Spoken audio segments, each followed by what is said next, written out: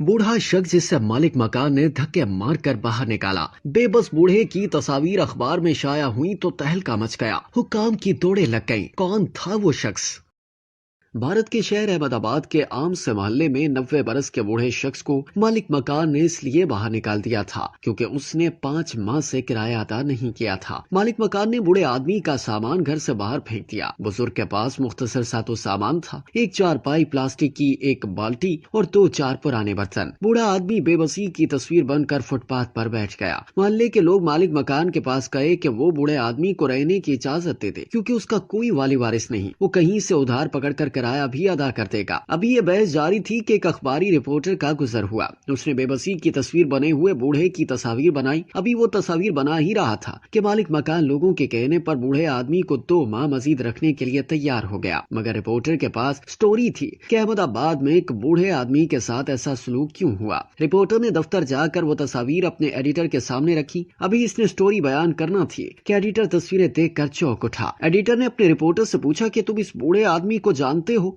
कि ये कौन है? रिपोर्टर कहने लगा, एडिटर साहब, इस बुड्ढे में कौन सी खूबी है कि कोई इस पर तवज्जो दे? इसे तो मोहल्ले वाले भी नहीं जानते। ये एक वक्त का खाना खाता है, अपने बर्तन खुद धोता है, घर की सफाई खुद करता है। इस बेचारे को किसने जानना है? रिपोर्टर की बात सुनकर एडिटर ने संजीदगी से कहा कि ये जिसकी तस्वीर तुम लाए हो ये आम आदमी नहीं है। ये शख्स 2 मरतबा हिंदुस्तान का वजीर आजम रह चुका है। इसका नाम गुलजारी लाल नंदा है। रिपोर्टर अपनी कम इल्मी पर हैरान हुआ। इसे मजीद हैरत एक साबिक वजीर आजम की बदहाली पर हुई। अगले दिन खबर शाया हुई तो हर तरफ शोर मच गया। गुलजारी लाल की मुफलिसी से वज़ीर आज़म समेत बड़े बड़े ओहदेदार आगाह हो गए। सुबह सवेरे रियासत का वज़ीर आला, वज़रा और चीफ सेक्रेटरी समेत मोहल्ले में पहुंच गया। सबने गुलजारी लाल के सामने हाथ जोड़े और कहा कि हम आपको सरकारी रिहाइश गाह देते हैं। सरकार आपके लिए वजीफा भी मुकर्रर कर देती है। आप इस मामूली से मकान को छोड़ दें। गुलजारी लाल ने इनकार करते हुए कहा कि मेरा किसी सरकारी सहूलत पर कोई हक नहीं। इस दौरान गुलजारी लाल के रिश्तेदार आ गए। उन्होंने मिन्नत समाजत की। रिश्तेदार बड़ी मुश्किल से यह बात मनवाने में कामयाब हुए कि गुलजारी लाल 500 रुपए महीना वजीफा कबूल कर लिया करेगा। इस मामूली मकान के मालिक को जब ये पता चला कि उसका किरायादार तो मुल्क का वजीर आजम रह चुका है, इसने गुलजारी लाल के पांव पकड़ लिए। कहने लगा, मुझे बिल्कुल मालूम नहीं था, आप बता तो देते।